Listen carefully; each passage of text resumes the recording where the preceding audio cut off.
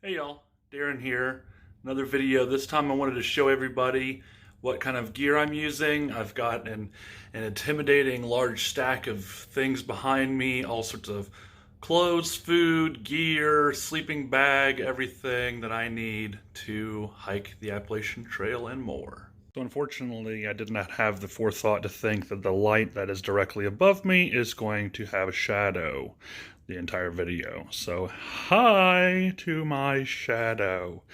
Sorry, not sorry. Let's get into it. So, of course, one of the main things that we have is my tent. I did go over a different video, my big three video, discussing my tent, my pack, and my sleeping system, because that's what the big three is, apparently.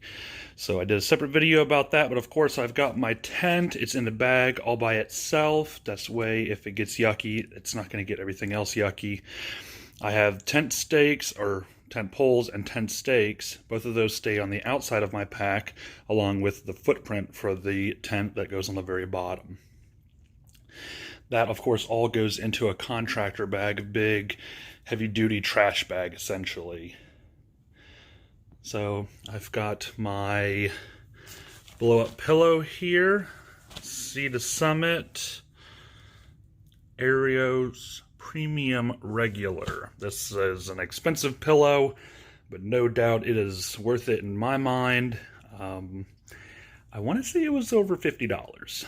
But the pillow I had prior to that one was not very good, and so I decided to kind of splurge and go with the nicer product. So far, it's worked well for me. Moving down the line, and considering we're going to stay with sleeping attire here for a little bit, I do have a brown knit sleeping bag liner. This thing is also kind of a premium product, a little costly, also very much worth it.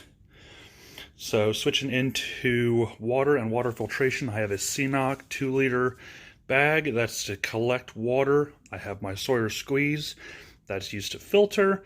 And then, of course, water bottles to carry water, obviously.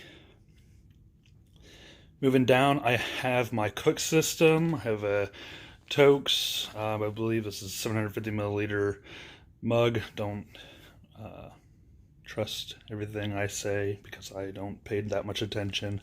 It's a mug. It's for boiling water.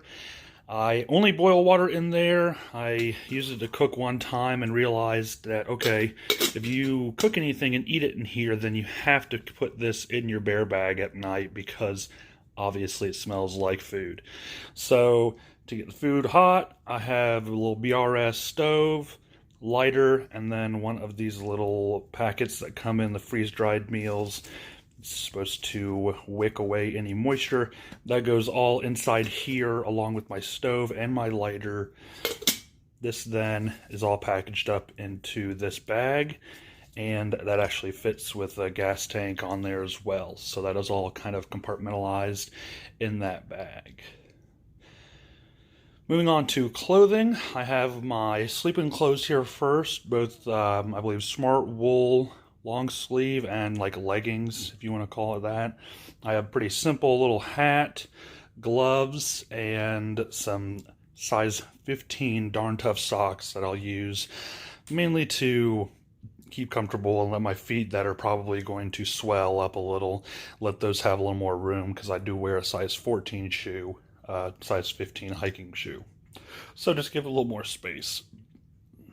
So moving down the line, I do have a headlamp. This is the Night Core. I think it's like a UD25 or something like that. Rechargeable, awesome, very bright, multiple settings. That one is actually one of those, again, investments that just cost a little bit more than the regular products. I got 2 different headlamps. One that I first bought that was battery operated.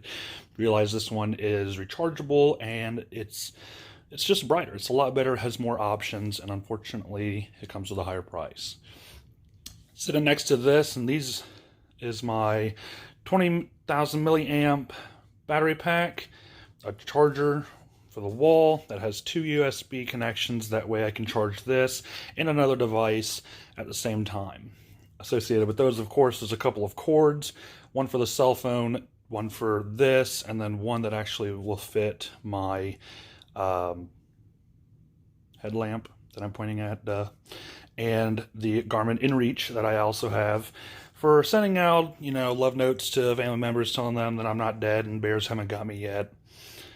Speaking of bears, I have the absolute defense against the bears, this tiny pocket knife that I most likely will use to cut cheese and pepperoni and wraps, food basically, more than I'll probably need to cut anything else.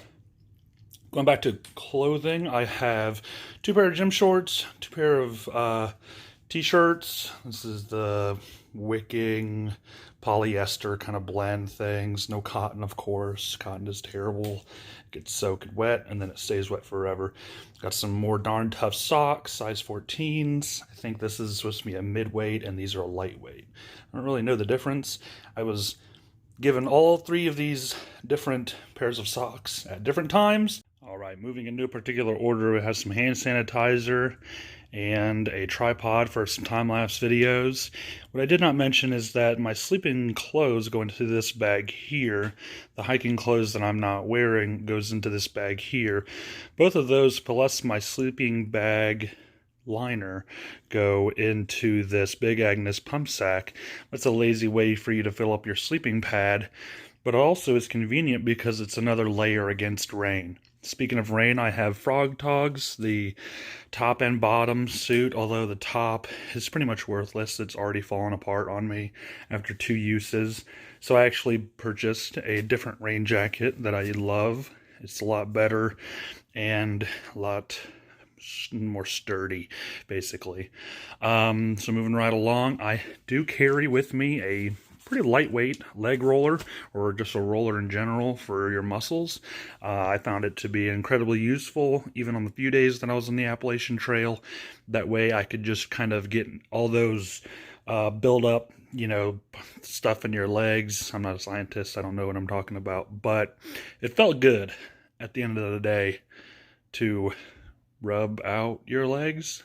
Sounds weird. But moving on, I do have a compression sack that's for my sleeping bag or my quilt. I'm actually using my quilt right now to sleep, even on my bed, because it is so comfortable. In my brain, I do have some toilet paper, a bandana, there's a little towel, obviously the trowel, and some earplugs for the snorers. I have a sweatshirt up there. I do not own like one of those puffy jackets. I'll probably buy one as the fall comes this year, somewhere on the trail. I'm not too worried about it. I've got a hat for my head. Then, of course, the trail runners, the Ultra 4s, size 15 that I have. Awesome shoes, very comfortable. Next to that I have a little Z seat to sit on. Got the Z Packs bear bag, 4 days worth of food in there. Next to that I have a little bug net for my hat, keep the flies away. I have an emergency blanket. I'm not sure if I'm actually going to keep that or not. It seems like a little much, but it's very light, and if anything, the reflective part of it could be used, if you need to signal a helicopter or something in some sort of crazy adventure that you're trying to do, or what have you. So along with that, I'm not going to pull everything out of here because there's actually a lot of stuff in here. There's going to be Gold Bond, my toothbrush, toothpaste, Benadryl, Motrin, Tums, got some like wet wipes in there. There's, I think, maybe a Band-Aid or 2. That's really as far as my first aid kit goes. But otherwise, yeah, I think I've pointed and talked about everything that's here on this huge collection of gear. And yeah, hopefully that just kind of shows just how much stuff I do have to haul in my pack. And all of this collectively with my pack, 2 water bottles full of water, we're looking at probably 38 pounds, let's say. Maybe a little less, considering there's only 4 days of food and not 5. But soon I will be on the trail. When that is, we don't know. More state parks seem to be putting dates when they're opening up, so that seems like a good sign. On top of that, I hope everybody is well, being safe. or going outside and being crazy, whatever you do, just, do it safely, I guess.